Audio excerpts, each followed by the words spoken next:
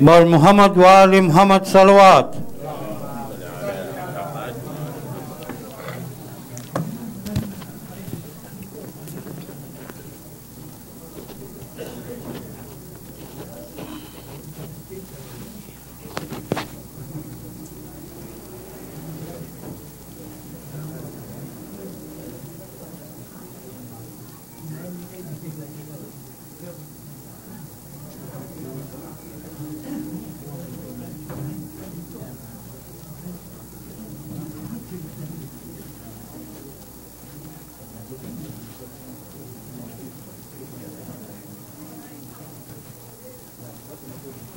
Cartone sì.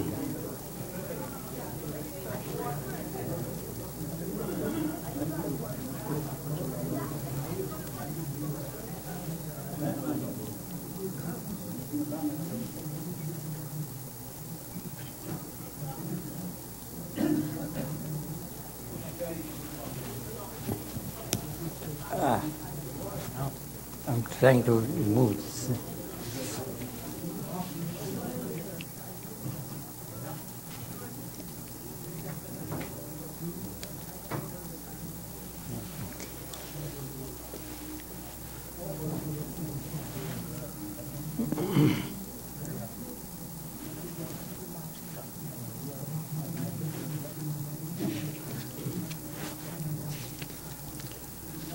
محمد وآل محمد صلوات.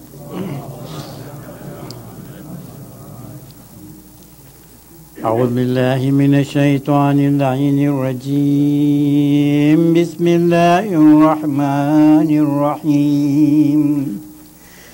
اللهم إني أسألك برحمتك التي وسعت كل شيء وبقوتك التي قهرت بها كل شيء وخضع لها كل شيء وذللها كل شيء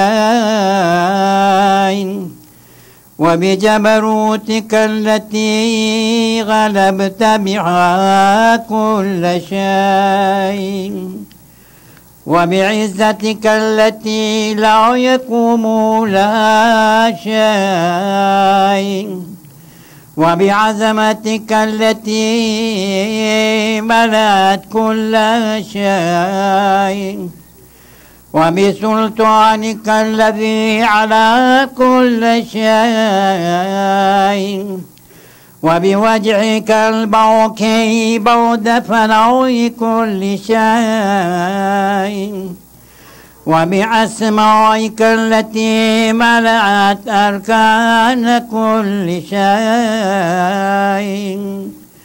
وبعلمك الذي أحاط بكل شيء وبنور وجهك الذي أضاء له كل شيء. يا نور يا قدوس يا أول الأولين ويا آخر الآخرين. اللهم اغفر لي الذنوب التي تحتك العصام. اللهم اغفر لي الذنوب التي تنزل النكام. اللهم اغفر لي الذنوب التي تغير النعم. اللهم اغفر لي الذنوب التي تعبس الدعاء. اللهم اغفر لي الذنوب التي تقطع الرجاء. اللهم اغفر لي الذنوب التي تنزل البلاء. اللهم اغفر لي كل ذنب ذنبته وكل خطيئة أخطأتها. اللهم إني أتقرب إليك بذكرك واستشفع بك إلى نفسي واسألك بجودك أن تدنيني من كربي وأن توصيني شكرك وأن تلحمني ذكرك. اللهم إني أسألك سؤال خاضع متذلل خاشع أن تسامحني وترحمني وتجعلني باسمك راضيا قانعا وفي جميع الأحوال متواضعا. اللهم واسألك سؤال من اشتدت فاقته وأنزل بك عند الشدائد حاجة وعظم فيما عندك رغبته. اللهم عظم سلطانك وعلى مكانك وخفي مكرك وظهر أمرك وغلب قهرك وجرت قدرتك ولا يمكن الفرار من حكومتك. اللهم لا أجد لذنوبي غافرا ولا لكبائي ساترا ولا لشيء من عملي الكبيه بالحسن مبدلا غيرا.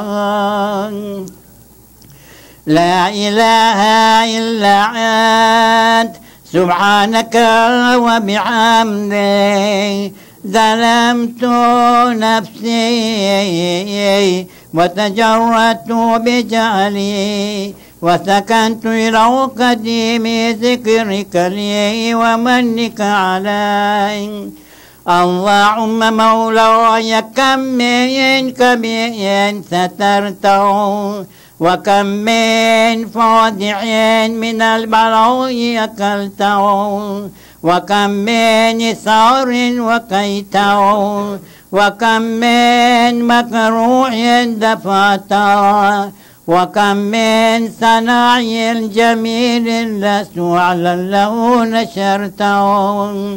اللهم عظم بلائي وفرت بي سوء حالي وكثرت بي أعمالي وقعدت بي أغلالي وحبسني عن نفعي بود أعمالي وخدتني الدنيا بغرورها ونفسي بخيانتها ومثالي.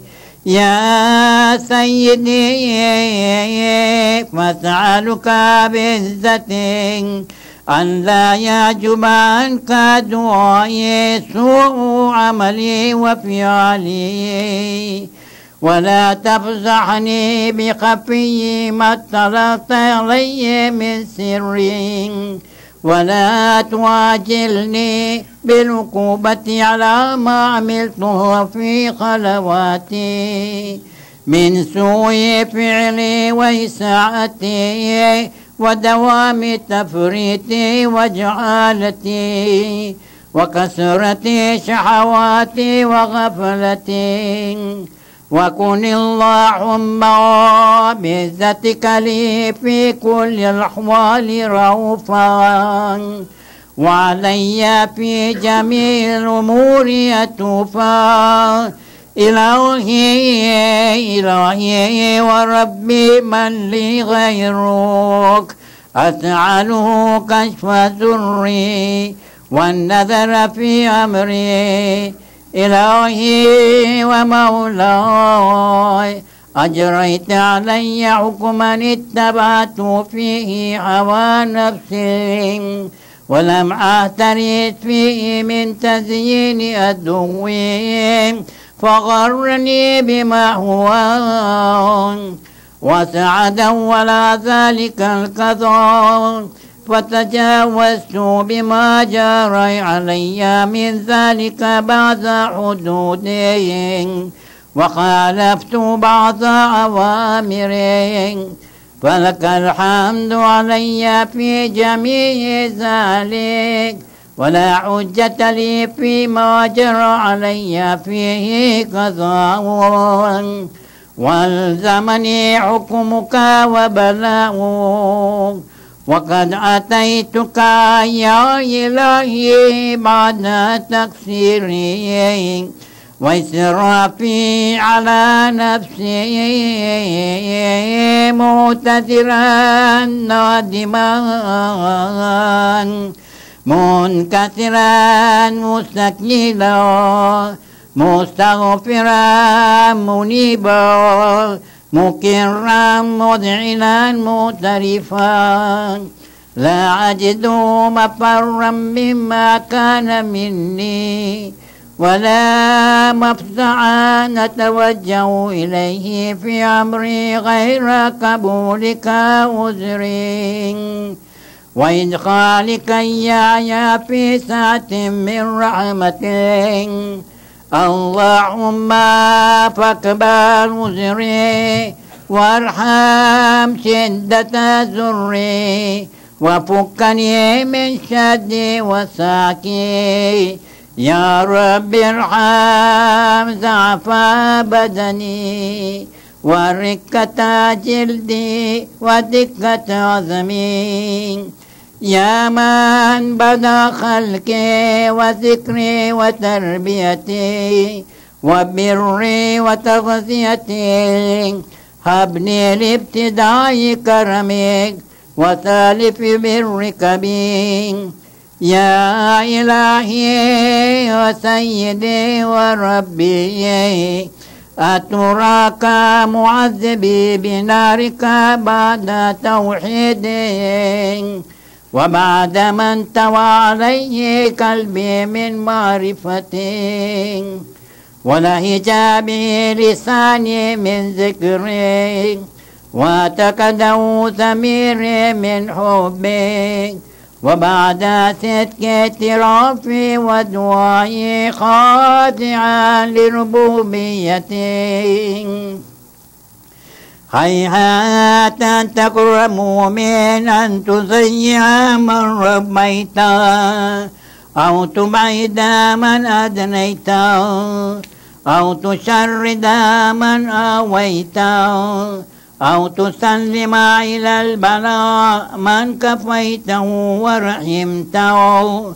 وليت شعري يا سيدي وإلهي ومولاي، أتسلط النار على وجوه خرت لعظمتك ساجدا، وعلى ألسن نتكت بتوحيدك صادقا وبشكرك مادحا، وعلى قلوب اعترفت بإلهيتك محققا، وعلى ضمائر حوت من العلم بك حتى صارت خاشعا، وعلى جوارح سات الأوطان تعبدك طائعا، وأشارت باستغفارك مذعنا. ما هكذا ظن بك، ولا أخبرنا بفضلك عنك يا كريم.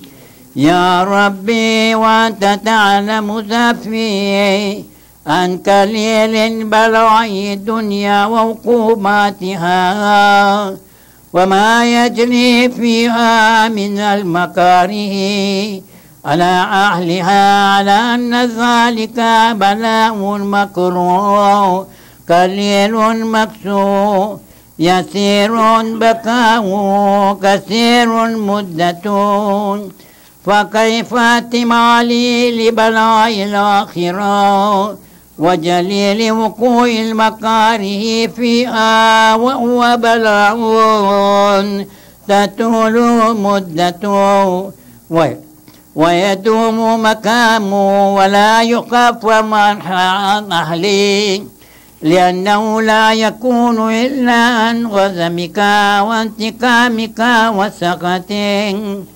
وهذا ما لا تقوم له السماوات والأرض. يا سيدي فكيف بي وأنا عبدك الضعيف الذليل الحقير المسكين المستكين. يا إلهي وربي وسيدي ومولاي، لأي الأمور إليك أشكو ولما منها زج وأبكي، لعليم العذاب وشدتي أملت للبلاء ومدتي، فلئن سيرتني للعقوبات مع داعي وجمعت بيني وبين أهل بلائي وفرقت بيني وبين عبادك وأوليائك، فهبني يا إلهي وسيدي ومولاي وربي. صبرت على عذابك فكيف أصبر على فراقك، وعبني صبرت على حر النار فكيف أصبر عن النذر لو كرامتي، أم كيف أسكن في النار ورجائي يفور، وبعزتك يا سيدي ومولاي أقسم صادقا لئن تركتني ناطقا لازجن إليك بين لهذا جيج العاملين، ولا صرخن إليك صراخ المستصرخين، ولا أبكين عليك بكاء الفاقدين، ولو نادينك أين كنت يا ولي المؤمنين، يا غاية أعمال العارفين، يا غياث المستغيثين، يا حبيب قلوب الصادقين، ويا إله العالمين، أفتراك سبحانك يا إلهي وبحمدك تسمع فيها صوت عبد مسلم سجن فيها بمخالفة، وذاق طعم بها بمعصيته، وحبس بين أطباقها بجرمه وجريرته، وهو يزج إليك زجيج معمر لرحمته، ويناديك بلسان أهل توحيده، ويتوسل إليك بربوبيته يا مولاي، وكيف يبكى في العذاب وهو يرجو ما سلف من حلم ورأفة، أم كيف تعلمه النار وهو يعمل فضلك ورحمته، أم كيف يحرقه لهيبها وأنت تسمع صوتا وترى مكانا، أم كيف يشتمل عليه زفيرها وأنت تعلم ضعفها، أم كيف يتكلكل بين أطباقها وأنت تعلم صدقا، أم كيف تزجره زبانيتها وهو يناديك يا ربان، أم كيف يرجو فضلك في اتكه منها فتترك فيها، هيهات مع ذلك ظن بك ولا المعروف من فضلك، ولا مشبه لما عملت به الموحدين من برك وإحسانك، فباليقين يقطع لولا ما حكمت به من تعذيب جاهدين، وقضيت به من إخلاد معاندين، لجلت النار كلها بردا وسلاما وما كان لأحد فيها مكرا ولا مقاما لكنك تكدت تسمع أقسمت تملأها من الكافرين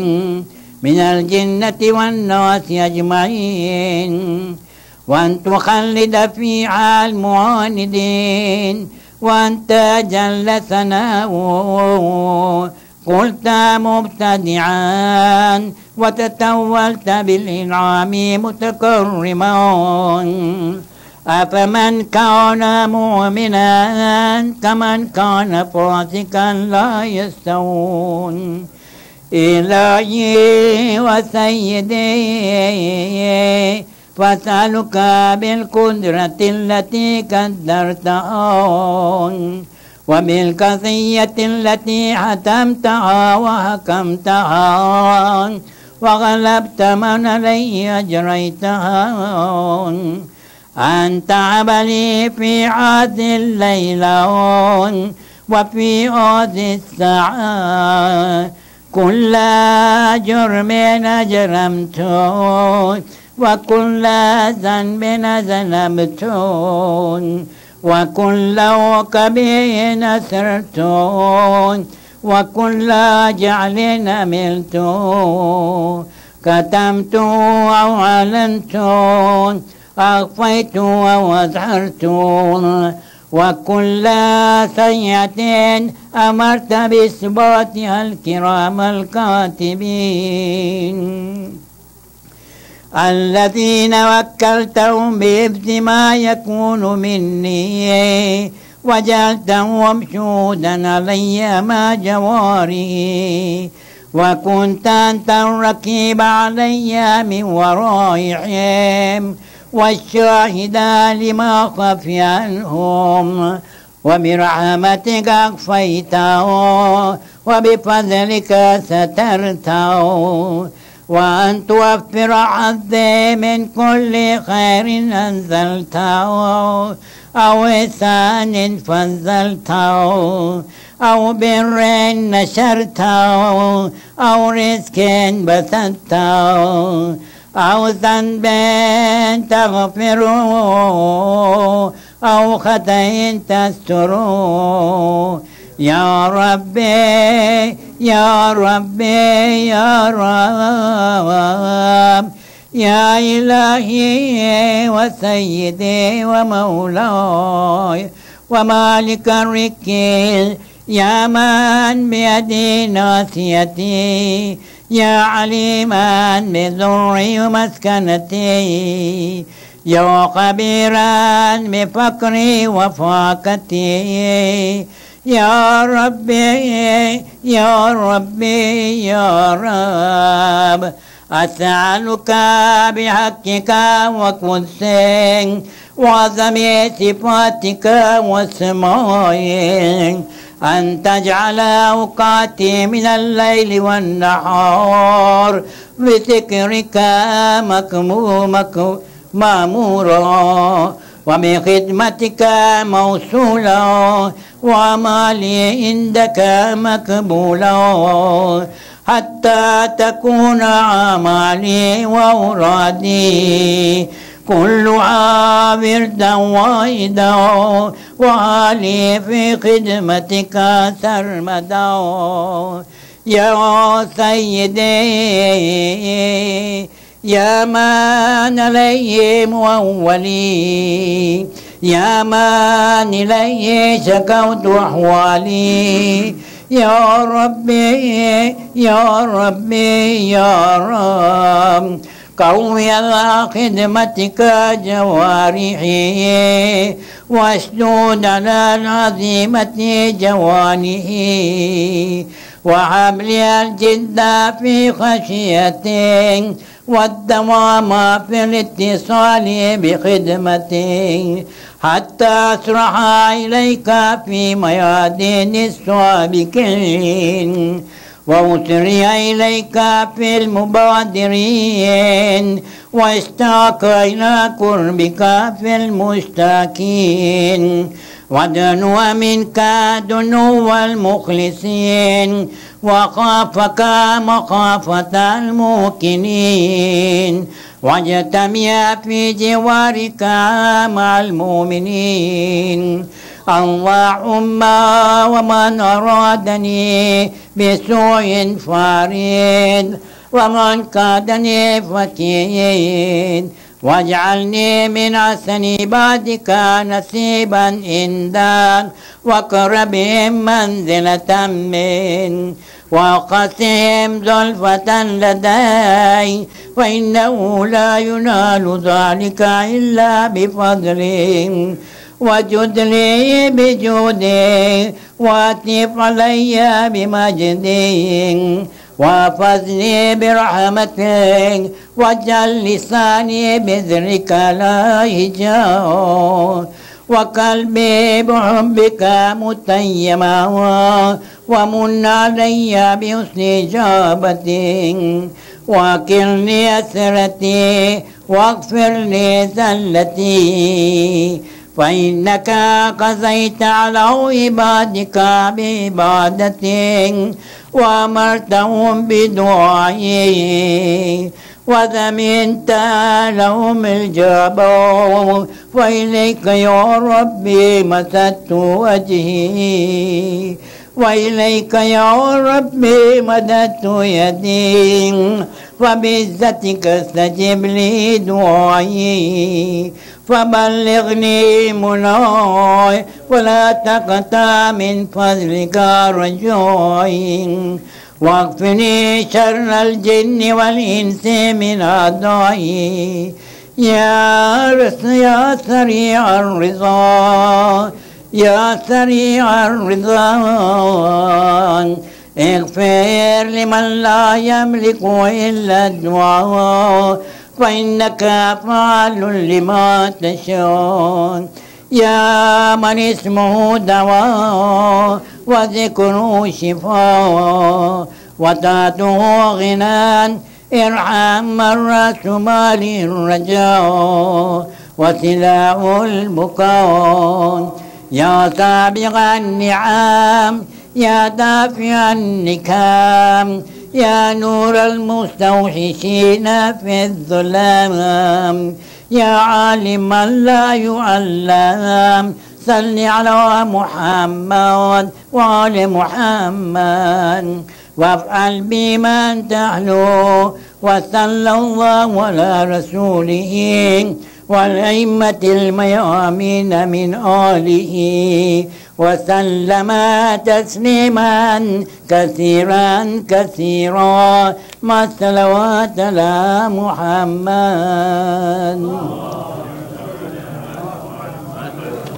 سورة البركة الفاتحة كل مؤمن والمؤمنات. يا الله.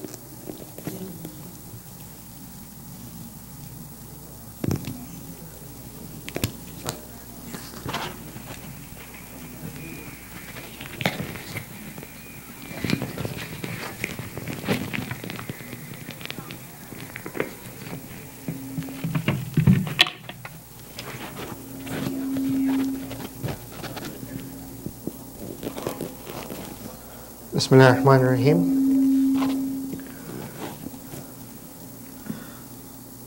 Our guest speaker for the 12 nights, Dr. Akber Mithani. Respected elders, brothers and sisters, Assalamu alaikum. First of all, we would like to welcome our Zakir for the 12 nights, Dr. Akber Mithani from Vancouver, Canada, and Zakira Sayyida Asma Abedi from Karachi.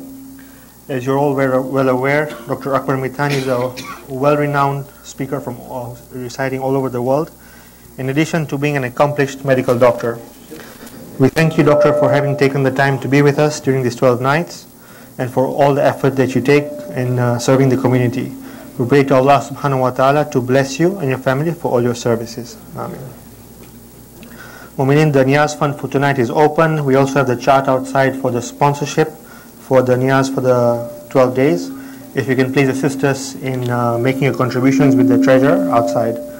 We're also requesting a family contribution of $200 per family. Of course, any amount that you contribute will be appreciated. For our daily programs, please see our email. The ladies' morning majalises will start at 11 a.m. and the evening programs will start at 7 p.m. on weekdays and 6 p.m. on the weekends. Just one item to note is this Sunday, September 24th, we'll inshallah have a majlis for ladies and gents at Washington Memorial Cemetery beginning at 11 a.m. Tonight's Surah Yasin will recite for Ithal Thawab of Marhum Muhammad Fazal Dinani, Marhum Saleh Isa, Marhuma Sakina Isa, sponsored by family members. Al-Fatiha.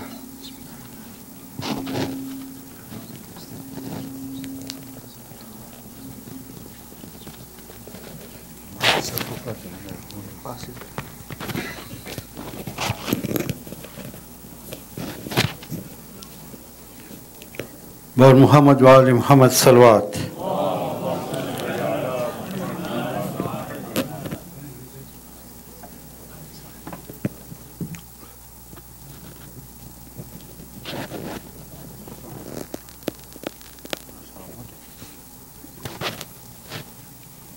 بر محمد وآل محمد صلوات.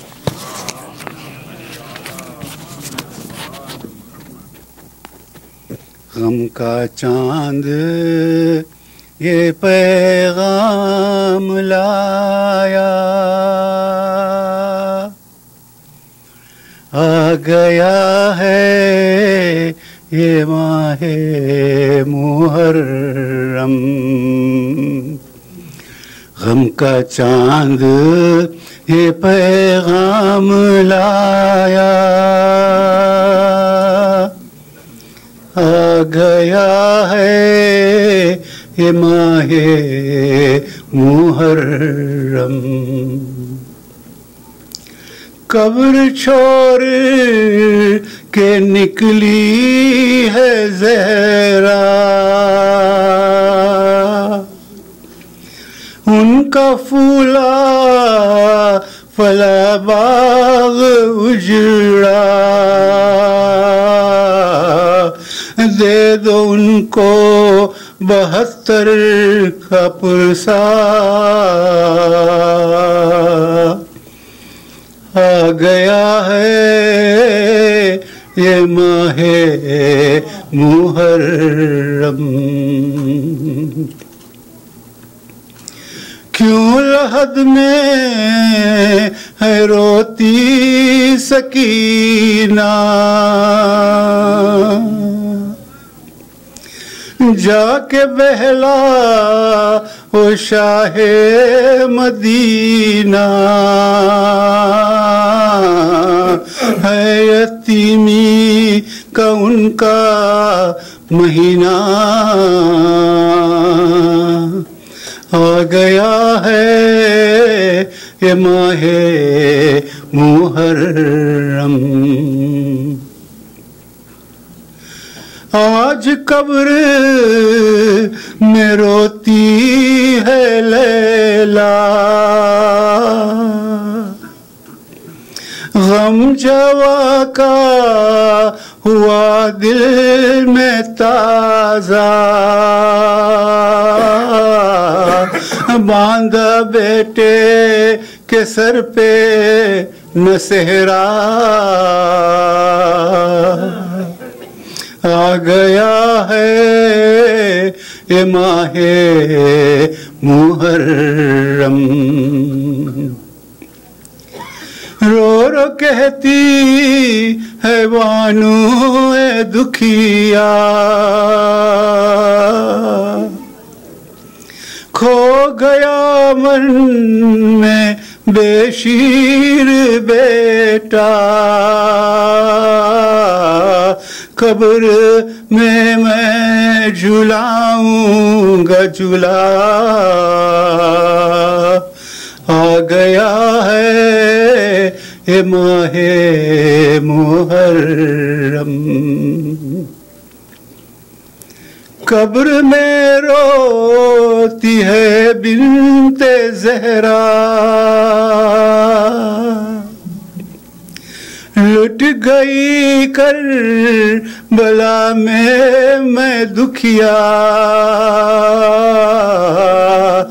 बनी कैदी free sir बरहना,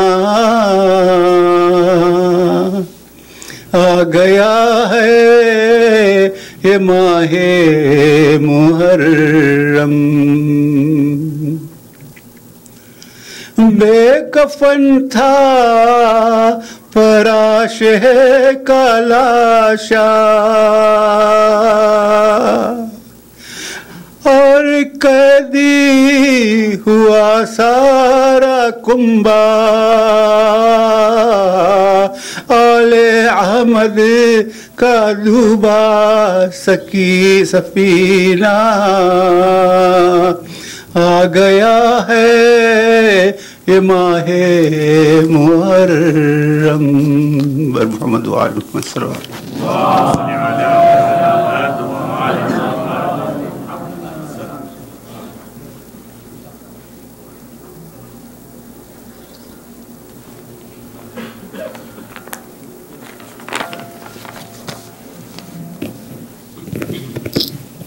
सल्लल्लाहु सल्लल्लाहु अलैहि।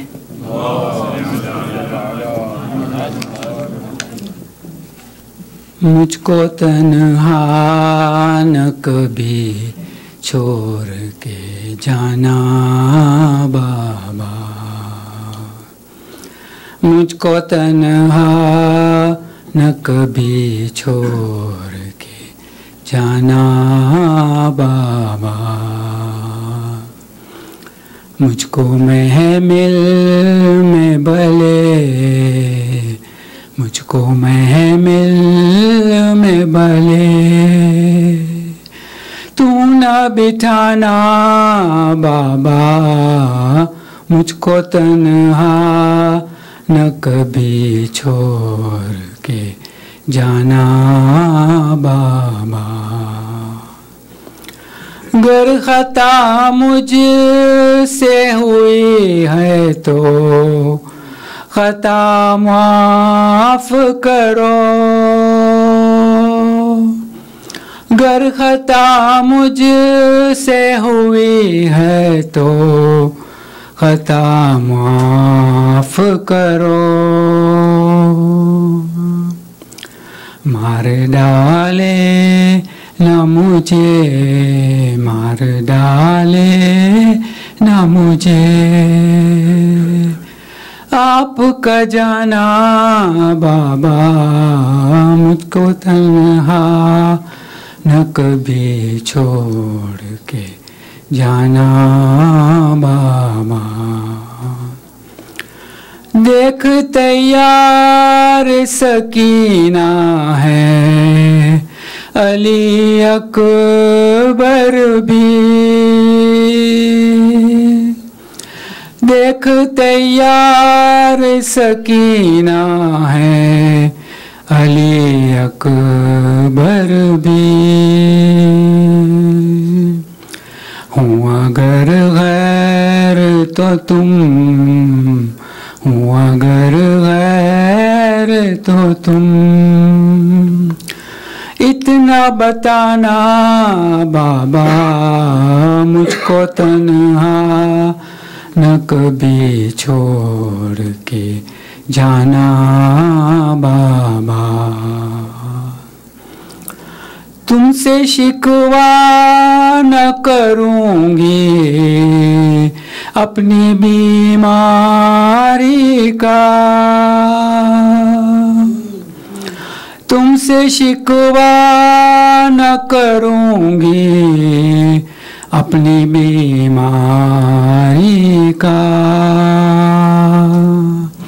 खुद ही ले लूँगी दवा,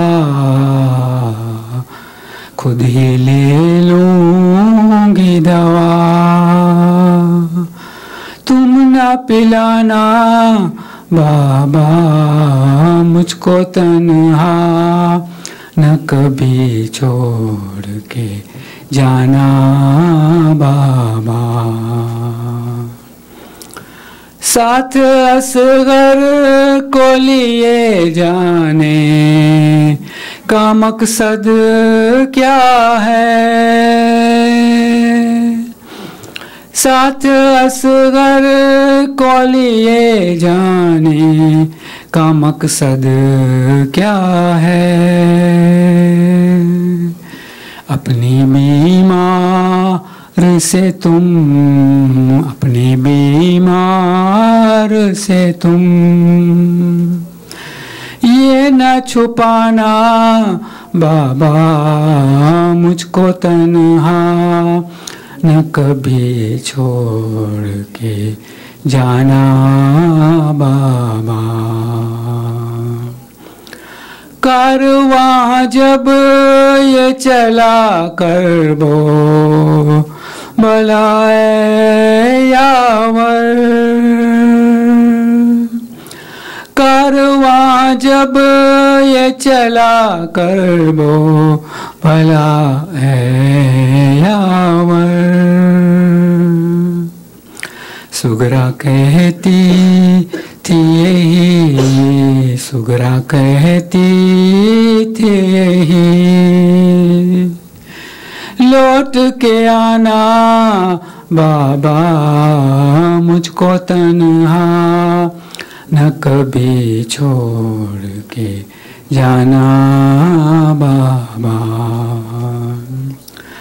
پھر اگر مل نہ سکی اتنی گزارش ہے میری،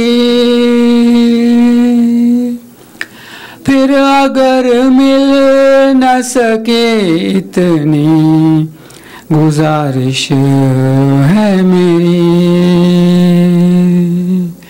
میری تربت پہ دیا، میری تربت پہ دیا، آ کے جلانا بابا مجھ کو تنہا، نہ کبھی چھوڑ کے جانا بابا۔ مجھ کو محمل میں بھلے، مجھ کو محمل میں بھلے تو نہ بٹھانا بابا مجھ کو تنہا، نہ کبھی چھوڑ کے جانا بابا۔ پر محمد والے محمد صلی اللہ علیہ وسلم۔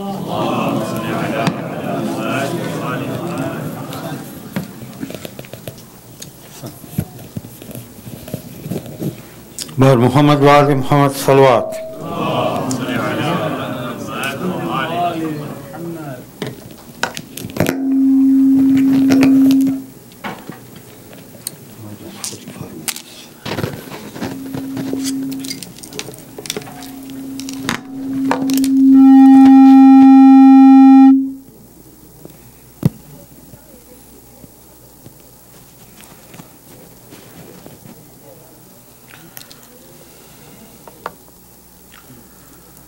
سورة المباركة الفاتحة.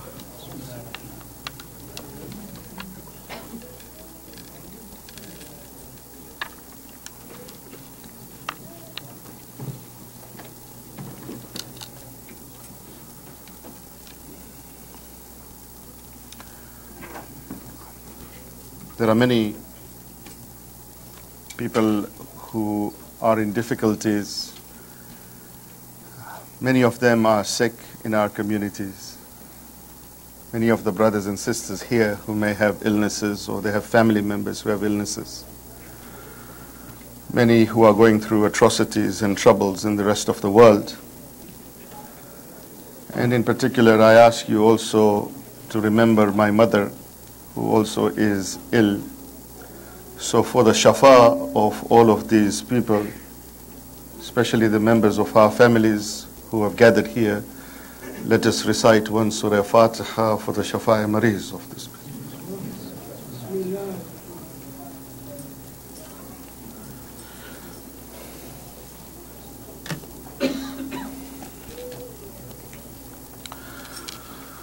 أعوذ بالله من الشيطان الرجيم. بسم الله الرحمن الرحيم. الحمد لله رب العالمين والصلاة والسلام على أشرف الأنبياء والمرسلين شفيع المذنبين وخاتم النبيين نبينا وشفينا وحبيب قلوبنا وطبيب نفوسنا أبي القاسم محمد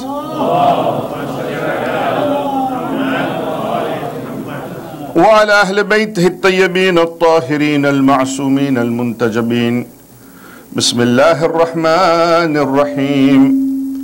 رب اشرح لي صدري ويسر لي أمري واحلل عقدة من لساني يفقه قولي. اللهم صل على محمد وآل محمد. بسم الله الرحمن الرحيم.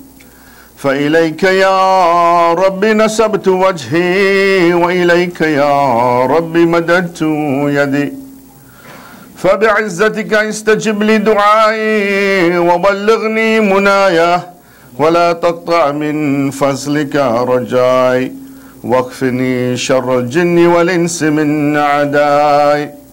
يا سريع الرضا اغفر لمن لا يملك إلا الدعاء فإنك فعال لما تشاء. يا من اسمه دواء وذكره شفاء وطاعته غنى ارحم من رأس ماله الرجاء وسلاؤه البقاء. يا سابغ النعم يا دافع النقم يا نور المستوحشين في الظلم يا عالما لا يعلم صل على محمد وآل محمد وافعل بما أنت أهل. وصلى الله على رسوله والأئمة الميامين من آله وسلم تسليما كثيرا كثيرا.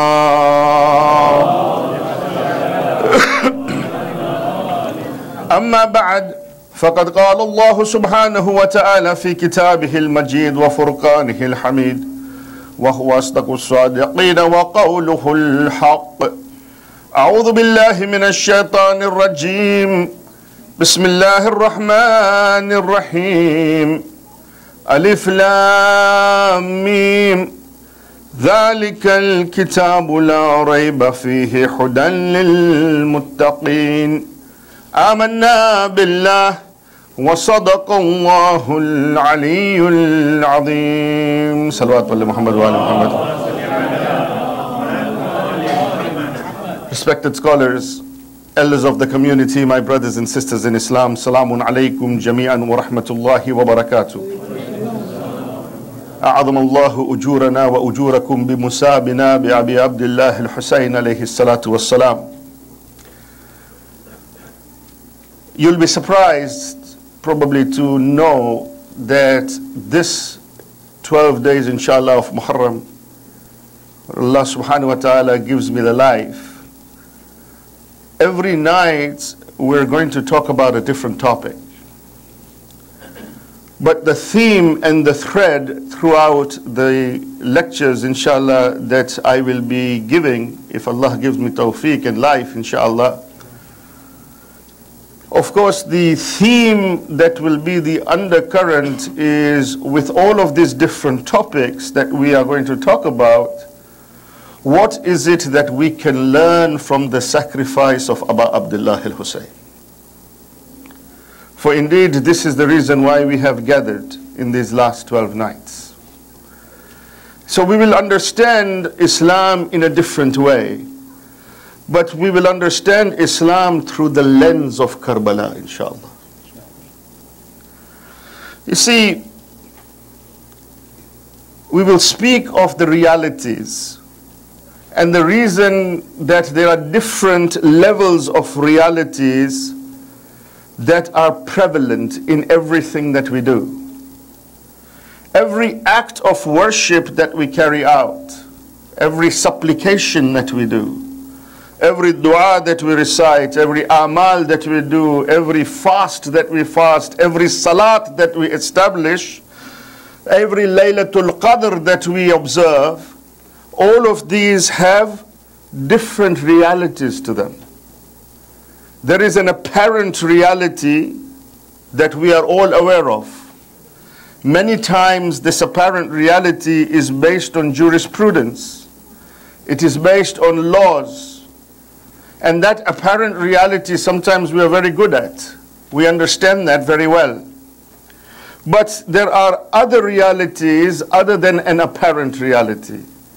All of these acts of worship, du'as, amals, everything in Islam has a reality based on jurisprudence, but then there is a higher level of reality which is based on morality and ethics.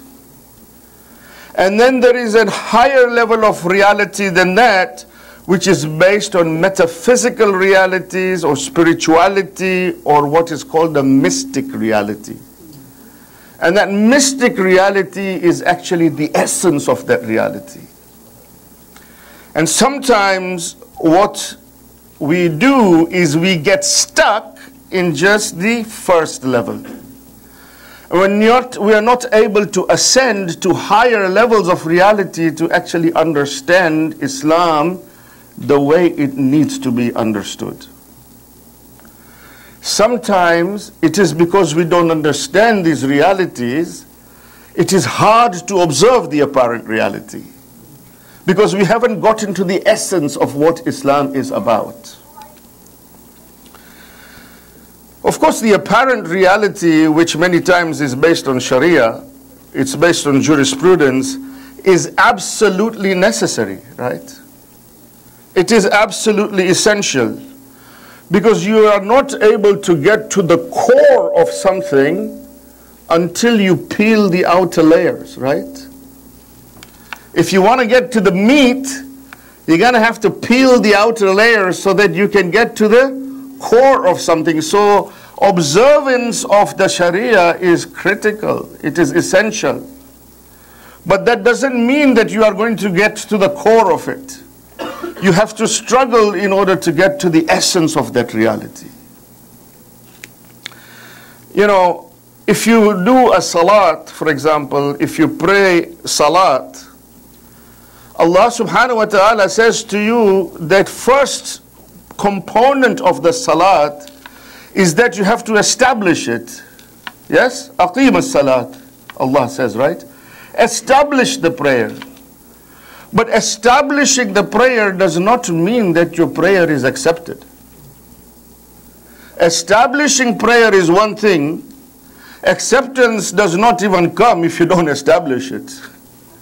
If you don't establish it the way it's supposed to be established, then the issue of acceptance doesn't even come. That once you have established it, the next question is that, is my prayer accepted by Allah subhanahu wa ta'ala? And once you have had acceptance of your prayer, it does not mean that your prayer is perfected. Perfected is a higher level. Perfection is a higher level of that reality. So your salat should be such that it is established according to Sharia. It is accepted by Allah subhanahu wa ta'ala, but it is adorned in a state where it is perfected by Allah, in front of Allah subhanahu wa ta'ala. That is what is important. And perfection only comes if you are able to ascend to a higher level towards that spiritual essence of that reality. My friends, the goal of Muharram, the goal of Azah is not to do matam. The goal of Muharram, the goal of Azah is not to cry on Imam Hussein. That is not the goal. The goal is not to do matam.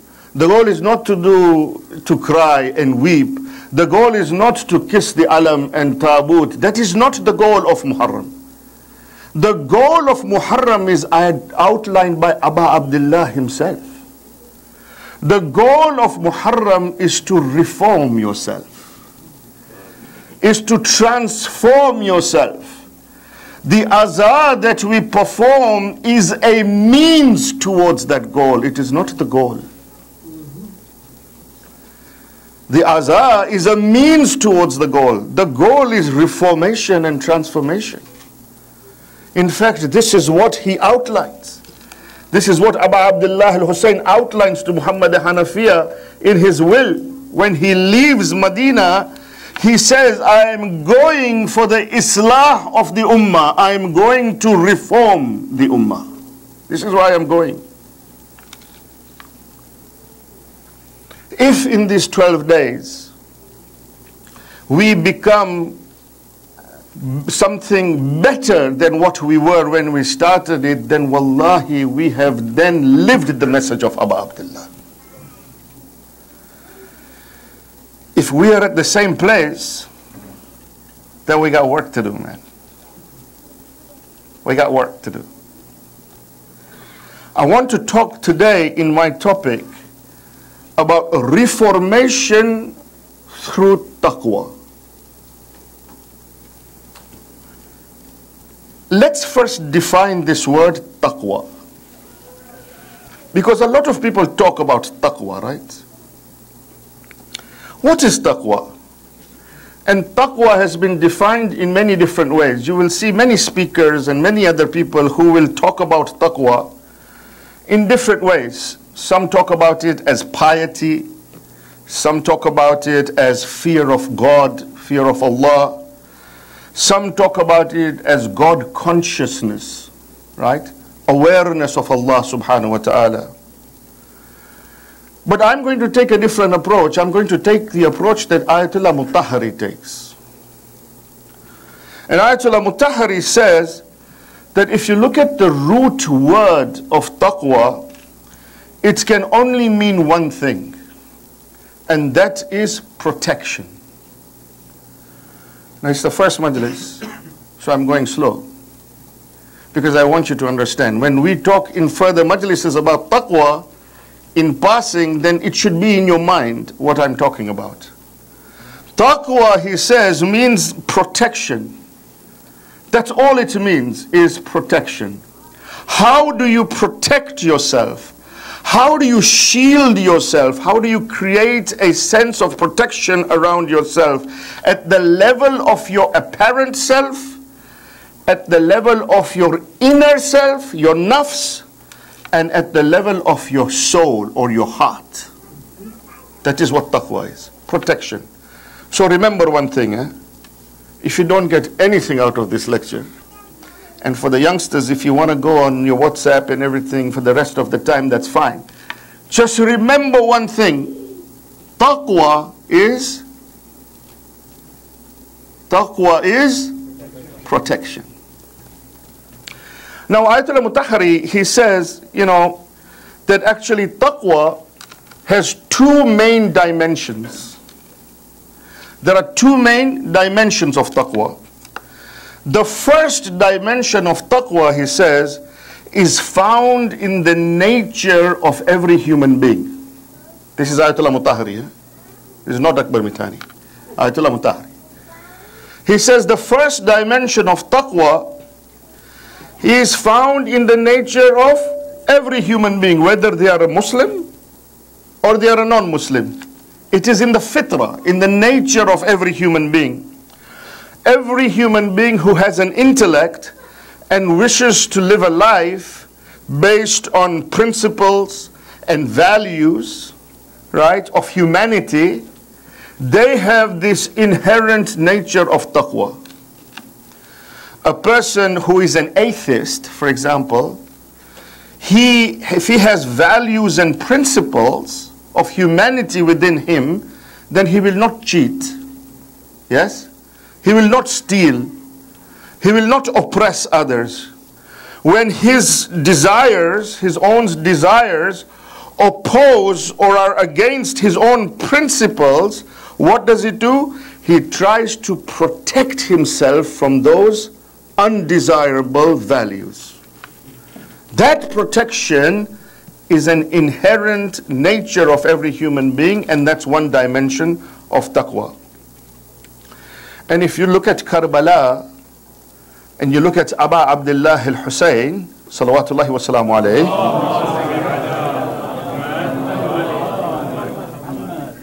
he identifies this level as a level that was deficient in the army of Yazid. Because he says to the army of Yazid that the reason that you have come to a state where you are so oppressive and you are ready to murder the children shows that you lack even that level of humanity in you. You have no taqwa at that basic level. The second dimension of taqwa, so taqwa has two dimensions. One based on humanity. The second dimension of taqwa is of course beyond this. And it is acquired through faith in Allah subhanahu wa ta'ala and through iman, through belief in Allah subhanahu wa ta'ala. This second dimension of taqwa has two components to it. It has two categories. It has two levels. This second dimension of taqwa, which is based on belief in Allah subhanahu wa ta'ala, belief in God, has two levels. One level is quite weak, and the other level is that level that we want to acquire. It is that level that we want to aspire towards, because that is the level that is a source of success, strength, and perfection. So remember, taqwa is protection. Yes? The first level, which is the weak level, is when one protects himself by keeping himself away from all those causes, all those things that causes one to sin. He basically keeps himself away from all those environments that may make that person to commit a sin.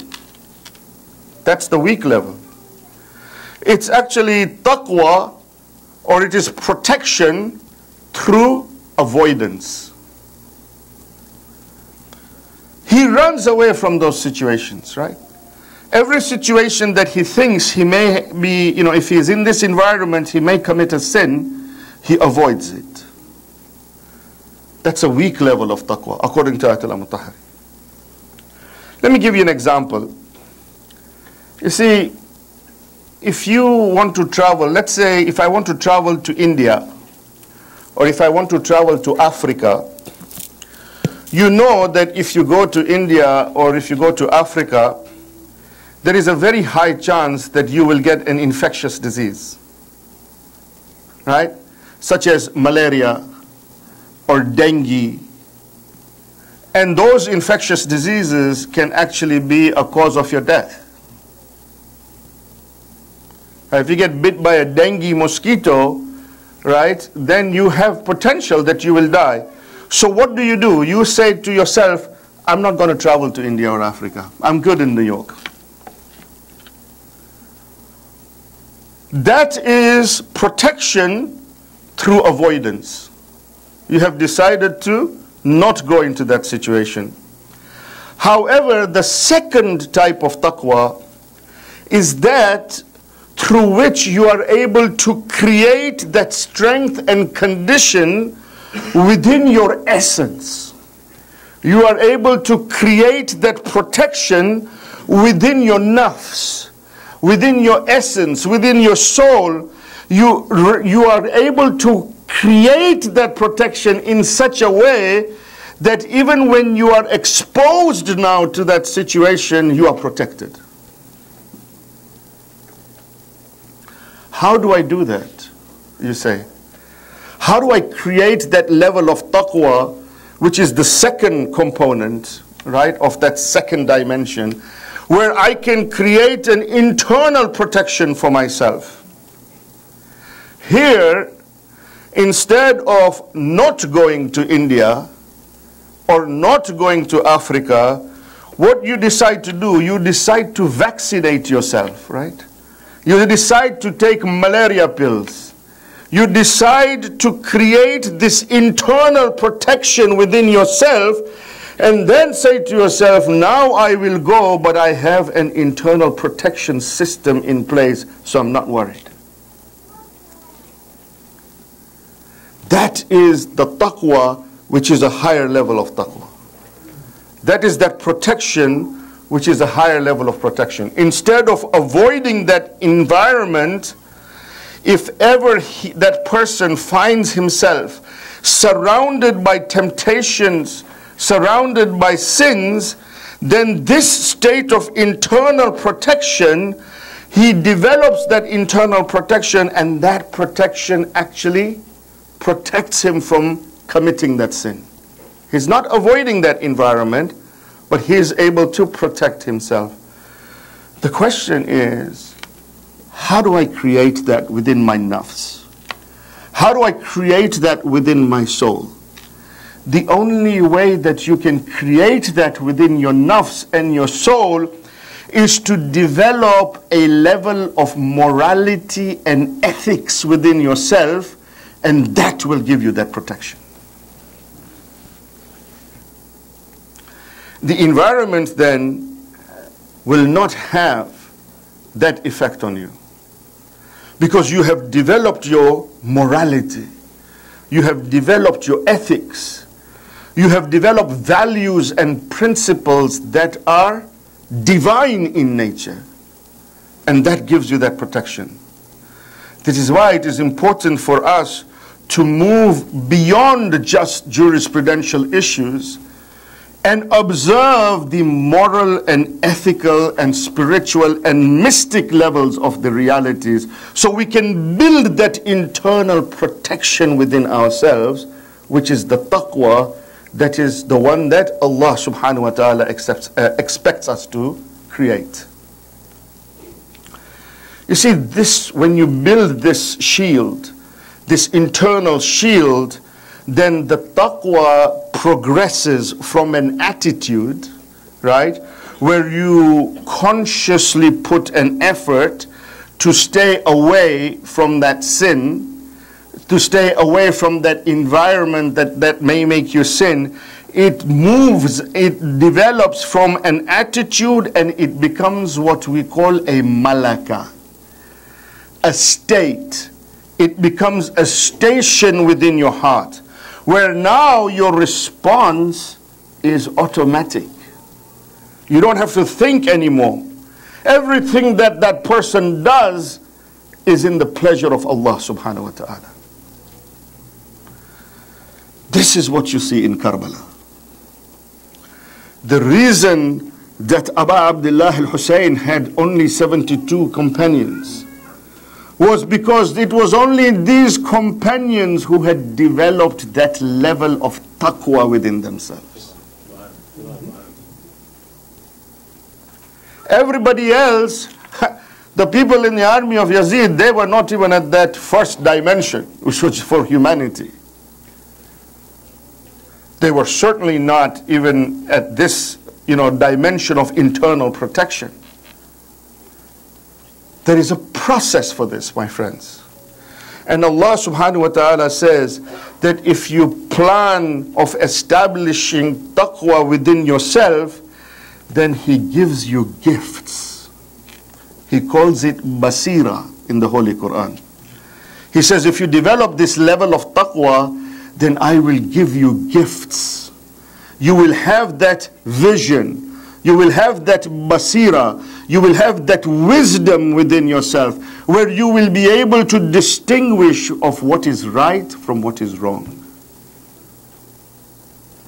Because in the Quran He says, قَالَ إِنَّمَا يَتَقَبَّلُ اللَّهُ مِنَ الْمُتَّقِينَ.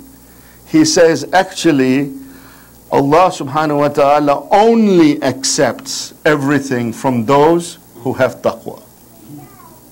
If you don't have taqwa, then Allah subhanahu wa ta'ala says, forget about it.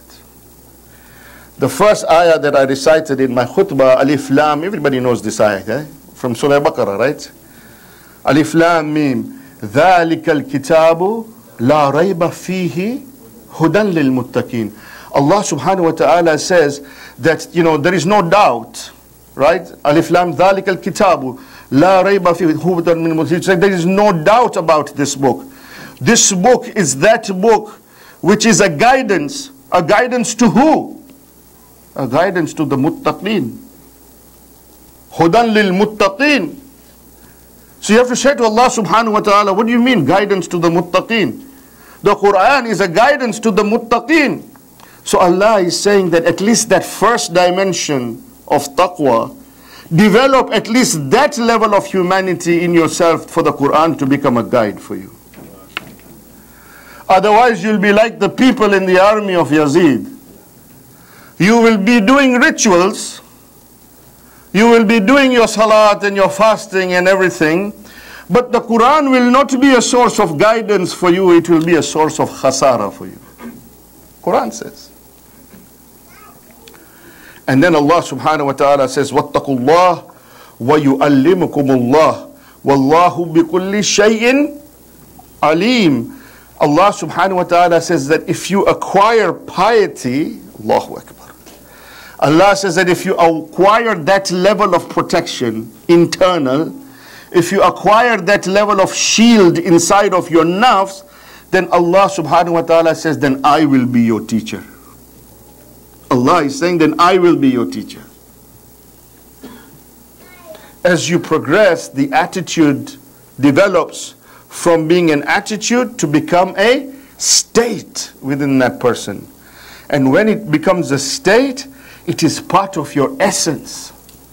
When you vaccinate yourself with something, then that protection is within your essence. It's in your blood. That's why you get a vaccination. Allah says it becomes a state within yourself. It is a shield that is protecting your heart. And doesn't matter then if you are in an environment of sin, you will never sin. It is like a fence, right? It is like an alarm system that protects you. I'm trying to make this as easy as I can for the youngsters, right? It is an alarm system, right, that protects you. You breach that perimeter and the alarm goes off. That person who has that level of taqwa, he now becomes alert. He becomes more aware, more alert. He has a heightened sense of alertness. Because in Surah A'raf, Allah subhanahu wa ta'ala says, إِنَّ الَّذِينَ اتَّقَوْا إِذَا مَسَّهُمْ طَائِفٌ مِّنَ الشَّيْطَانِ تَذَكَّرُوا فَإِذَا هُمْ مُبْصِرُونَ. Allah subhanahu wa ta'ala says, verily, those people who have taqwa, when shaitan sends out an exploratory probe towards them, right? You know, shaitan's not dumb, eh? Like I say, he's a pretty smart guy. You know, when he wants to, when he wants you to sin, right? He first susses you out, right? He sends out a probe. He wants to see what ticks this guy, right? What makes this guy tick? What is it that I can do, right? What is his strength? What are his weaknesses? He susses the person out, right? How strong is this guy's iman? And so on. And then what happens? What happens when shaitan sends out this exploratory probe? Allah subhanahu wa ta'ala says, tazakkaru in this ayah. It is those people who have taqwa within themselves. When shaitan sends out that probe, they become more alert. Somebody's breached the perimeter, man. The enemies come. They become more alert. They know they are under attack. وَإِذَا هُمْ مُبْصِرُونَ. They clearly see what is going on. There is this shield around them that makes them more aware. And this is especially important for us who live in the West. We are surrounded by environments and situations that constantly tempt us towards sinning. Constantly tempt us towards sinning. Constantly tempt us towards carrying out un-Islamic behavior. Right? Whether it is in our work, whether it is in our schools, whether it is in our universities, we are constantly surrounded by this.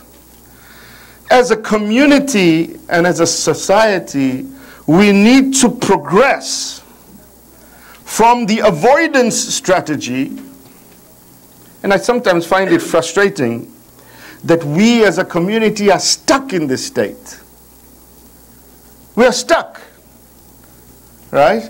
Avoidance strategy, we are constantly being told that you have to avoid it. You have to not be part of this. You have to avoid it. And sometimes it is impossible to avoid. It's not easy living in the West to avoid it. But if we were to develop this higher level of taqwa, it would allow us to deal with it existentially. Mutahari says this. The first level of taqwa, which is weaker, the avoidance, is important. Initially, it is important. Initially, and this is why, our wise, ulama in the past and so on, when they see the development of the community, they will emphasize on this, avoid it. Avoid yourself being in that position. But we then have to move to a higher level. Because if you are in a state where you are surrounded by it, if you have just used the avoidance strategy and now you find yourself in an environment which you could not avoid, then what will happen? You will sin. Because you have not developed your ethical and moral character. That's the problem. When you practice that first level of taqwa where you're avoiding these environments, you are only doing it because of the Sharia. Because you know that if I commit this sin, then I will have punishment. I'll be punished. Right? You are not avoiding to commit that sin because you have developed yourself, your morality and your ethics. Ethically, you are still deficient. Are you understanding what I'm saying? Ethically, you are still deficient because you have not developed it. You have just been avoiding it. Because of this, we sometimes still commit sins that are spiritual in nature. They are not apparent sins. They are spiritual sins. Although we may not commit that sin, and that apparent sin, we still are committing spiritual sins. Our thoughts, our intentions, and our inclinations may still be deficient. If the situation had allowed me, I would have probably committed that sin. We sometimes even perform a good act. Because we are ethically deficient, we perform that good act to show off. We do riya. We show off. So even that good act that you it's a good act. You build a mosque, you give a big donation to a mosque. It's a good act. But why are you doing it? Because you want your name on it. MashaAllah. Akber Mithani gave $1 million. Papa, I don't have 1 million. So. But this is what you do. Maru na mau kape. Agar. It becomes riya. Sometimes we do riya, we are very smart. We are stupid. We are smart people. Sometimes we think we can fool Allah subhanahu wa ta'ala, right? So I want to show off. I have very good ways of showing off. So I'll meet you and I will say to you, Mullah Sahib, I remembered you last night in my namaz shab. The purpose is what? The purpose is that I want to tell him that I recite namaz shab every night. I remembered you by name. Every night I remember you in namaz shab. MashaAllah, this man recites namaz shab every night. Even your good deed is to show off. You do riya. We've become very smart because we are deficient in our ethics. We're deficient. Right? What we need to do is to develop our ethics and spirituality so that we are able to witness that sin and also witness the consequence of that sin. That's the key. If you were to be able to witness the consequence of the sin, then you would never sin. I'll give you an example, of an alim. He was kidnapped. An alim was kidnapped by two evil people. Yeah? He was kidnapped. And one of the dakus, one of the evil person, right? One of the kidnappers, he kidnapped this alim and he forced him to drink alcohol. Forced him. Tied him and forced him to drink alcohol. So this man had to drink because he said, if you don't drink, I'll kill you. So he was drinking, he had to force him, so he drank alcohol. The other kidnapper came in, he said to the first kidnapper, man, let him go. We have kidnapped him, that's fine, but why are you forcing him to drink alcohol? After all, he's a mullah, he's an alim. And the alim got very upset at him. He said, Bana, don't stop him. This is the only time alcohol has become halal for me.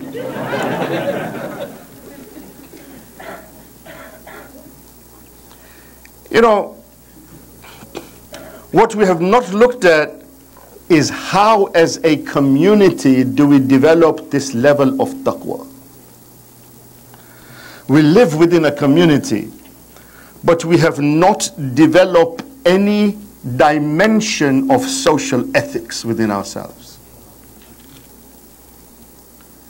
There is no dimension of social ethics. I'm not talking about the New York Jamaat, so please don't wear the kofia if it doesn't fit you. Okay. There is no level of social ethics. How as a community do we become mufid for each other? How as a community do we become good for each other? Useful for each other? How? Because when we start to become useful and when we start to help each other within a community, that is when we will start to develop that second higher level of taqwa.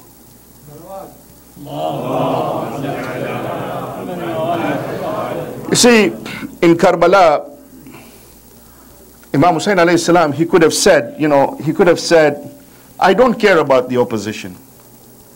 He could have said that, right? He could have said, I don't care about the opposition. He could have said that, look, I know I am right, and I know that they are wrong. And I know they are going to go to hell. So why should I care? Imam Hussein could have said that, right?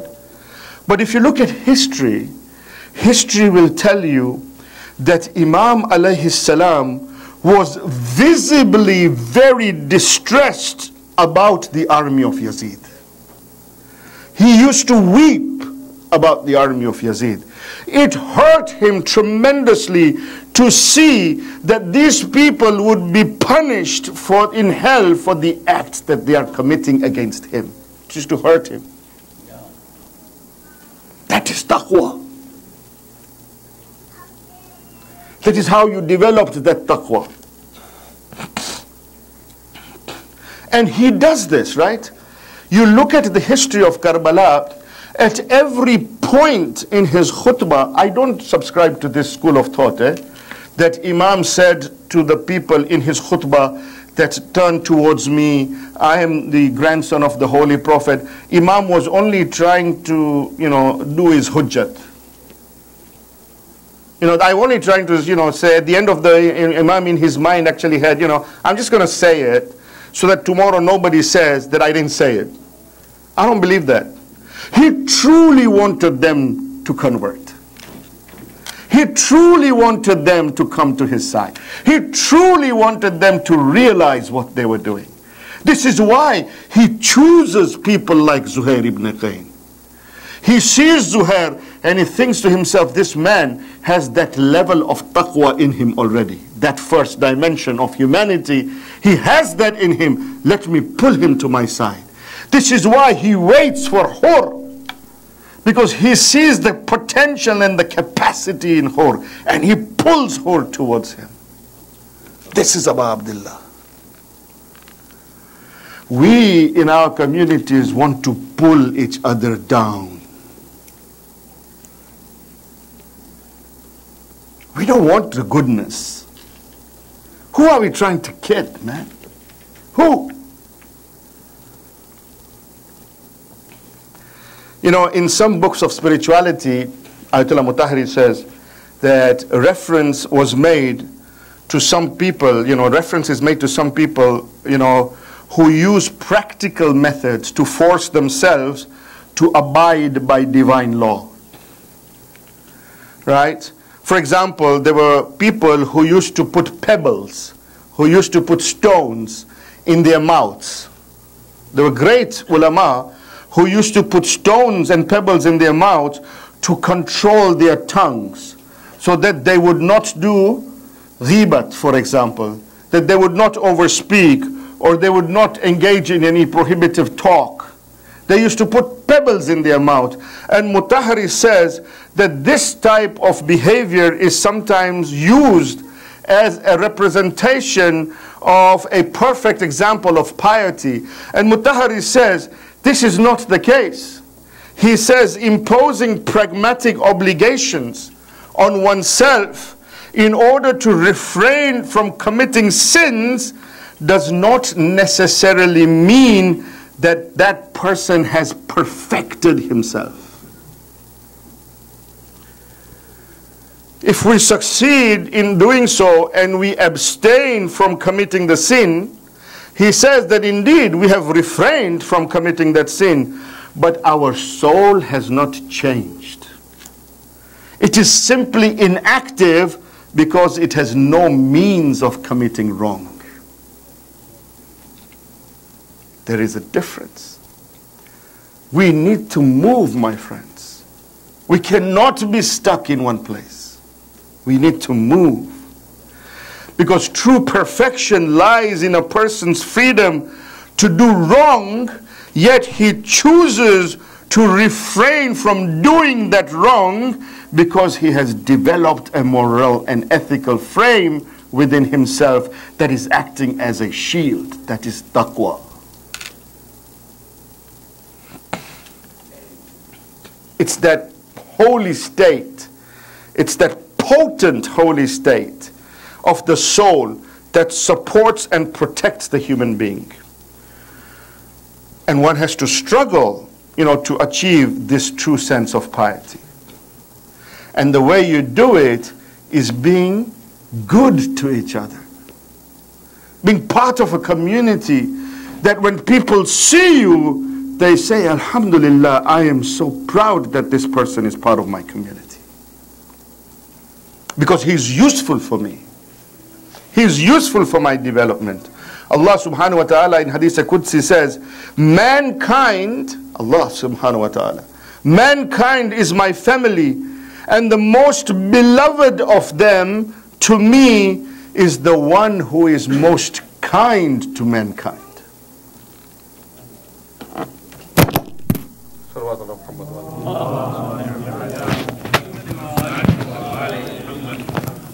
एक मरतबा फिर सलवात पढ़ लो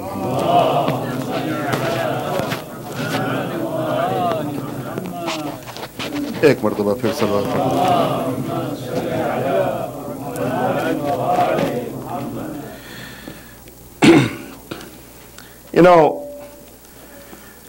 we talk about serving others and being blessed to them, which is noble. But to make it even more perfect and everlasting, we need to see what this great personality Abu Abdullah says. Imam Hussain alayhi salam, he says, the needs of people towards you are from the blessings of Allah subhanahu wa ta'ala. When somebody comes to you who is in need, Imam alayhi salam says that is a blessing of Allah subhanahu wa ta'ala.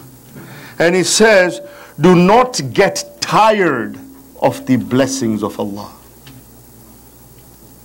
This is the message of Abu Abdullah.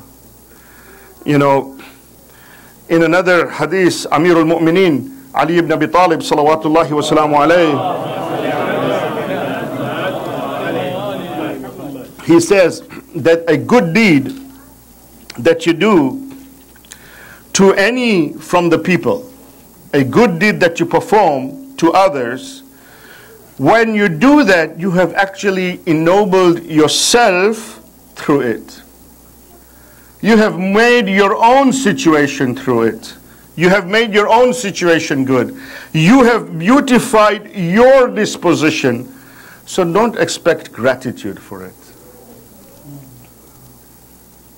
You have done yourself a favor.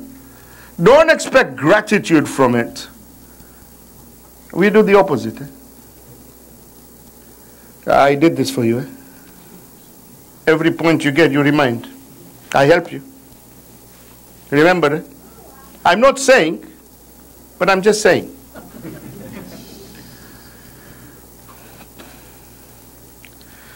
Do not have any expectations or appreciations. You know, this is the practice of the prophets. Right? This is the practice of the Ahlul Bayt. The prophets, if you read Surah Al-Shu'ara, you will see many of the prophets, you know, quoting as saying, I do not ask you for any reward for this. My reward only lies with Allah subhanahu wa ta'ala. The Ahlul Bayt, you know, when they fasted for 3 days, right?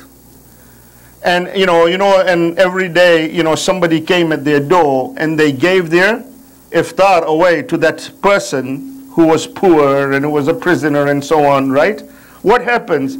That's when they say, إِنَّمَا يُطْعِمُكُمْ لِوَجْهِ اللَّهِ نُرِيدُ مِنْكُمْ جَزَاءً وَلَا شُكُورًا. They said, we do not want anything from you. We do not desire any reward, nor do we want any thanks from you. We have not developed this level of taqwa, my friends. You know, the fourth Imam in Dua Makarim al-Akhlaq, you know, he says something beautiful. He says, let good flow out from my hands upon the people. He says to Allah subhanahu wa ta'ala. Let goodness flow out from my hands towards the people. And then he says that, oh Allah, do not efface it by me making them feel obliged. Makarim al-Akhlaq. We need to do this, my friends. We need to develop this level of morality and ethics within ourselves to an extent where it can be that shield for us. So we are from the muttaqeen. We are from those who are pious. We are from those who are with Allah subhanahu wa ta'ala. So remember, taqwa is protection. And there are two dimensions of taqwa. One dimension is based on humanity. Humanity, which is in the nature of every human being, to be good. The other dimension is based on faith and belief in Allah subhanahu wa ta'ala. And that has two components to it. One which is the weaker one, which is taqwa based on avoidance of situations that could tempt you from sinning. Whilst that may be very important in the initial stage, protection through avoidance, we need to move beyond that to the highest level of taqwa, which is to strengthen our nafs and our soul through raising our morality and our ethics and our spirituality. And that allows us to become Husayni. For this, my friends, is not an ordinary month. It is a month of transformation and reformation. It is a month of change. And if we are prepared for it, then the veil between us and Allah will be lifted like a morning breeze that just blows the veil away. That's Amirul Mu'mineen saying that. Like a morning breeze that blows the veil away. Amirul Mu'mineen. And this is why Hussein, everybody from the Zakirin recite the Rukhsati, right, on the first night. It was not easier for Abu Abdullah to leave Medina. And this is why he writes to Muhammad Hanafiya. Why did he write it down? He wanted us to remember it. He writes to Muhammad Hanafiya, remember, I am only going for the purpose of transformation and reformation, for the Islah of the community. It is not easy for Imam Hussein. He was the most beloved of the Prophet. The Prophet used to love Hussein. He used to love Hussein so much that it was the most difficult thing for Abu Abdullah to do, to leave Medina. He comes to the grave of the Holy Prophet on the night of the Rukhsati. And the historians write that he sits at the grave and he weeps and he cries. This is Hussein. You know, when the Holy Prophet once, he was walking in Medina, he passed by the house of Fatima al-Zahra. And as he passed by the house of Fatima al-Zahra, he heard the cry of Abu Abdullah. He heard Imam Hussein crying. He immediately entered the house of Fatima al-Zahra and he put his hands together and he said, "Oh Fatima, please make sure that my Hussein doesn't cry, for you do not understand that when he cries, it hurts me deeply." It's the Prophet. There is another riwayat that says that once the Holy Prophet was walking in the streets of Medina and they passed by a madrasa. When they passed by a madrasa, he heard the cry of a child from inside the madrasa. And the child, his cry was similar to the cry of Hussein. His voice resembled the voice of Hussein. The Holy Prophet entered that madrasa and he went to the teacher and he said to the teacher, "Oh teacher, make sure that this boy does not cry, for his voice resembles the voice of Hussein." This is Abu Abdullah. When he decides to leave Medina, Janab Zainab comes to Abdullah ibn Ja'far Tayyar. This is Zainab. Janab Zainab comes and she asks Abdullah, she says, "Oh Abdullah, I am wanting to accompany my brother Hussein on his journey." And Abdullah bows his head. He brings Aun and Muhammad. And he says to Janab Zainab, "Oh Zainab, you take these two children with you, for when the time of sacrifice comes, I want you to give Aun on my behalf, and you can give Muhammad on your behalf." Abu Abdullah, he starts to make a list. He starts to make a list of who is going to be included in this journey and who is not going to come with him in his journey. And there are some maqatil, many of the maqatil do not mention the name of Fatima Sughra. But there are some historians who have mentioned the name of Fatima Sughra. And I'm reading from those Zakirin who have mentioned the Fatima, the existence of Fatima Sughra. And then when this list is made, this young daughter of Fatima Sughra, this young daughter of Hussein, she sees that her name is not in it. So she comes to Ali al-Akbar. Ali al-Akbar, who was very close to her, who was her brother. She comes to Ali al-Akbar and she says to Ali al-Akbar, "Oh Ali Akbar," she says, "I want you to go to your father. I want you to go to our father and ask him if he could please include my name, for I will not be able to bear my separation from you, O Akbar." Then Ali Akbar comes to Abu Abdullah al-Hussein and he bows his head and he says to Abu Abdullah, "Oh my father, you have not included the name of Fatima Sughra. Why is Fatima Sughra not going with us?" At At that point, Imam Hussein starts to weep and he says to Akbar, "Oh Akbar, you know that my daughter Fatima Sughra is a spitting image of my mother Fatima Zahra, and I know that after my martyrdom in Karbala, the women folk will be taken without their veils to the bazaar of Sham and to the darbar of Sham and to the streets and alleyways of Kufa. Hussein does not want the spitting image of my mother Fatima to be paraded in this way." Janab Zainab was going to mount the camel. As she goes to mount the camel, Janab Qasim comes forward on one side, Ali Akbar comes forward on the other side. "Oh Lady Zainab, oh Aunt Zainab, why don't we help you to mount the camel?" Zainab refuses. Abul Fadl Abbas comes forward. She says to his sister, he says, "Oh my sister, let me mount you on the camel." And Janab Zainab refuses.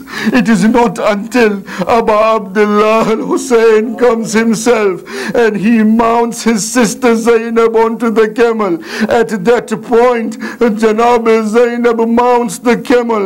It is in Sham Ghariba that I think Janab Zainab would have remembered this particular moment, for when everybody had been martyred, at that time Janab Zainab is looking around.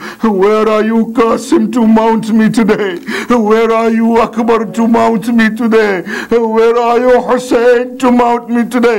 I will say to Janab Zainab, "You can call anyone that you want, but do not call Abul Fadl Abbas.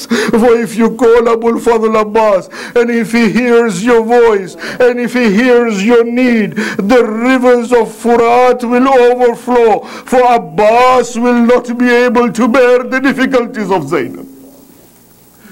زاداران حسین، میں آخری مصائب پڑھ رہا ہوں، آخری مصائب رخصتی کا پڑھ رہا ہوں. دلوں پہ ہاتھ رکھ کے یہ مصائب سننا.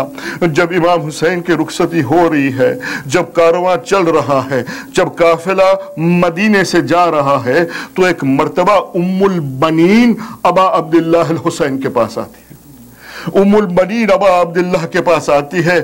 ہاتھ جوڑ کے ام البنین نے گزارش کی، "آقا، میں چاہتی ہوں کہ چند گھنٹے، چند وقت، وہ کچھ ایسا وقت مجھے آپ دے دے تاکہ میں ابو الفضل عباس کے ساتھ اکیلے میں کچھ باتیں کر سکوں." اللہ اکبر.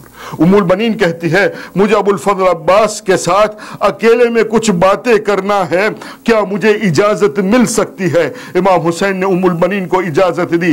عزاداران حسین، ام البنین نے ابو الفضل عباس کو لیا، کہا، "بیٹا عباس، میرے ساتھ چلو." ابو الفضل عباس ماں کے ساتھ جا رہا ہے. ایک مرتبہ ام البنین قبر رسول پہ آتی ہے. جب قبر رسول پہ آئی، ام البنین زمین پہ بیٹھ گئی. کہا، "عباس زمین پہ بیٹھ جاؤ." عباس زمین پہ بیٹھ گئے. ایک مرتبہ ام البنین نے کہا، "عباس، اب ایک ہاتھ قبر رسول پہ رکھو." عباس نے ایک ہاتھ قبر رسول پہ رکھا. اب ام البنین نے کہا، "عباس، اب دوسرا ہاتھ میرے سر پہ رکھو." عباس نے دوسرا ہاتھ ام البنین اپنی ماں کے سر پہ رکھا. اب ام البنین نے کہا، "عباس، اب یہ قسم کھاؤ کہ تمہارے یہ دونوں ہاتھ اس وقت تک سلامت رہیں گے جب تک میرا حسین زندہ رہے گا." یہ ماں نہیں چاہتی کہ یہ سنے کہ میرا حسین اس دنیا سے چلا گیا اور میرے عباس کے ہاتھ سلامت. وَسَيَعْلَمُ الَّذِينَ ظَلَمُوا أَيَّ مُنقَلِبٍ يَنقَلِبُونَ.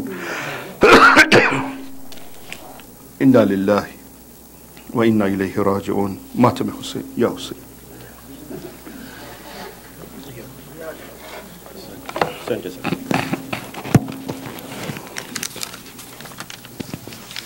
جا رہا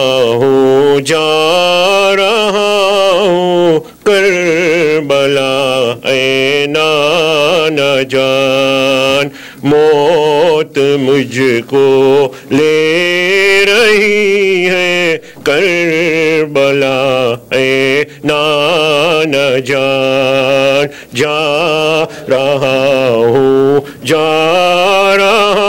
हूँ करबलाए न जान छोड़ कर अपना वतन होता हूँ अब मैं बेवतन अम्मा ज़हरा का उजड़ता देखता हूँ मैं चमन जाता हूँ बच्चों को लेकर करबला ए नाना जान जा रहा हूँ करबला ए न जान दिल के टुकड़े साथ है गर्मी के मौसम है सफर कहती है ज़ैनब के भैया क्यों धड़कता है जिगर छोटे छोटे बच्चों का है काफिला ए नाना जान जा रहा हूँ करबला ए नाना जान वादाए तिफली अदा करने के दिन अब आ गए अपना सर खंजर तले रखने के दिन अब आ गए सब्र का तुम दीजो मुझको ए दुआ ए नाना जान जा रहा हूँ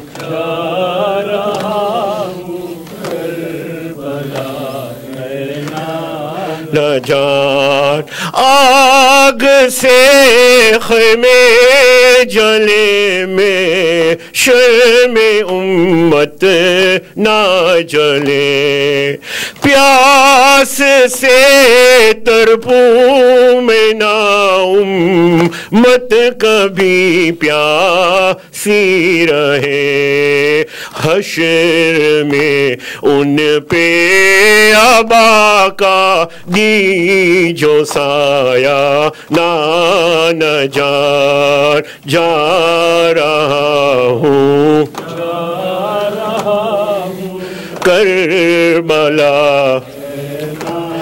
न जान दिल के टुकड़े साथ है गर्मी के मौसम है सफर कहती है ज़ैनब के भैया क्यों धड़कता है जिगर छोटे छोटे बच्चों का है काफिला ए नाना जान जा रहा हूँ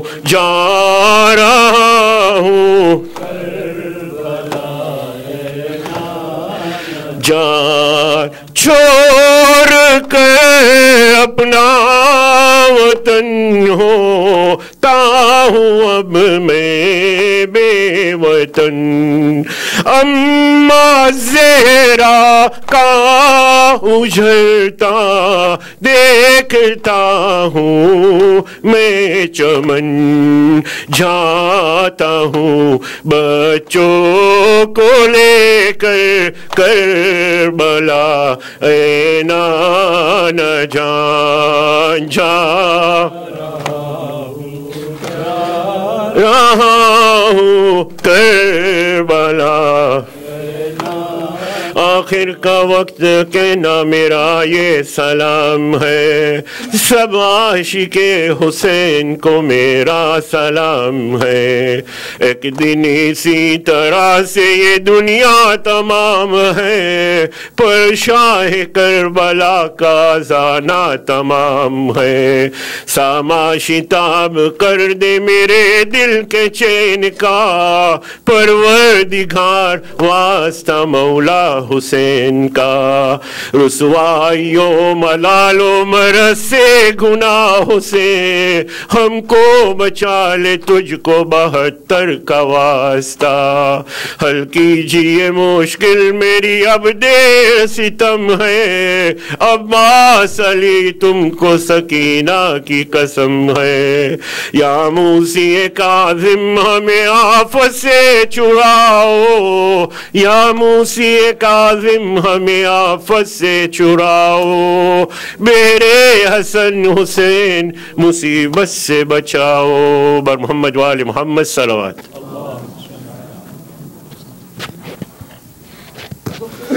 Mu'mineen, just one more announcement. There's a request from the family for dua.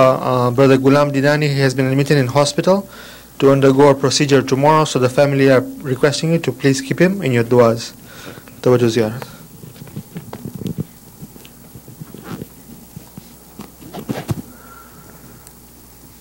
السلام علیکم یا رسول اللہ، السلام علیکم یا امیر المؤمنین، السلام علیکم یا فاطمۃ الزہراء سید نساء العالمین، السلام علیکم حسن مجتبی ورحمۃ اللہ وبرکاتہ، السلام علیکم وارث آدم صفۃ اللہ، السلام علیکم وارث نوح نبی اللہ، السلام علیکم وارث ابراہیم خلیل اللہ، السلام علیکم وارث موسیٰ کلیم اللہ، السلام علیکم وارث عیسیٰ روح اللہ، السلام علیکم وارث محمد حبیب اللہ، السلام علیکم وارث امیر المؤمنین علیہ السلام ولی اللہ، السلام علیکم ابن محمد المصطفیٰ، السلام علیکم ابن علی المرتضیٰ، السلام علیکم ابن فاطمۃ الزہراء، السلام علیکم ابن خدیجۃ الکبریٰ، السلام علیکم یا ثار اللہ ابن ثارے والوتر الموتور، أشهد أنك قد أقمت الصلاة وآتيت الزكاة وأمرت بالمعروف ونهيت عن المنكر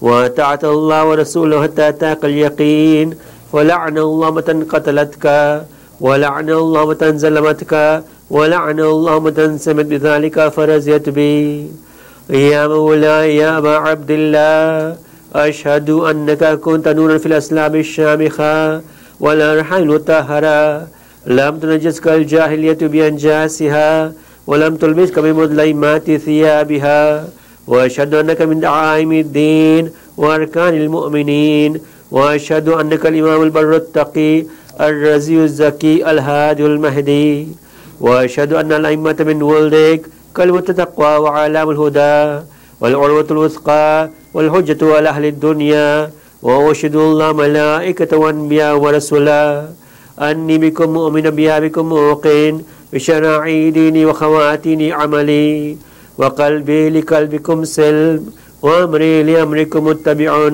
صلوات الله عليكم وعلى أرواحكم وعلى أجسادكم وعلى أجسامكم وعلى شاهدكم وعلى غائبكم وعلى ظاهركم وعلى باطنكم. السلام علیکم ابن رسول اللہ، السلام علیکم ابن نبی اللہ، السلام علیکم ابن امیر المؤمنین، السلام علیکم ابن الحسین الشہید، السلام علیکم ایھا الشہید، السلام علیکم ایھا المظلوم وابن المظلوم، لعن اللہ من قتلتک، ولعن اللہ من ظلمتک، ولعن اللہ من سمیت بذلک فرضیت بہ. السلام علیکم یا اولیاء اللہ و احباء، السلام علیکم یا اصفیاء اللہ و اوداء، السلام علیکم یا انصار دین اللہ، السلام علیکم یا انصار رسول اللہ، السلام علیکم یا انصار امیر المؤمنین، السلام علیکم یا انصار فاطمہ سیدۃ نساء العالمین، السلام علیکم یا انصار ابی محمد الحسن بن علی الولی الزکی الناس، السلام علیکم یا انصار ابی عبداللہ بأبی انتم وأمی تبتم وتابت الأرض التي فيها دفنتم وفزتم فوزا عظيما فيا ليتني كنت معكم فأفوز معكم. السلام عليك يا أبا الفضل العباس بن أمير المؤمنين. السلام عليك يا ابن سيد الوصيين. السلام عليك يا ابن أول القوم إسلاما وأقدم إيمانا وأقوى من بدين الله وحوتم الإسلام. أشهد لك أن ساعة لله ولرسول ولأخيك فنعم الأخ المواسي. فلعن الله من قتلتك ولعن الله من ظلمتك ولعن الله من استحلت منك المحارم وانتهكت حرمة الإسلام. فنعم الصابر المجاهد المحامي الناصر والأخ الدافن أخي المجيب إلى طاعة ربه الراغب فيما زيد فيه غيره من الثواب الجزيل والثناء الجميل والحقق الله بدرجة آبائك في جنات النعيم. السلام عليكم ورحمة الله وبركاته. السلام عليك يا علي بن حسين زين العابدين. السلام عليك يا محمد بن علي الباقر. السلام عليك يا جعفر بن محمد الصادق. السلام عليك يا موسى بن جعفر الكاظم.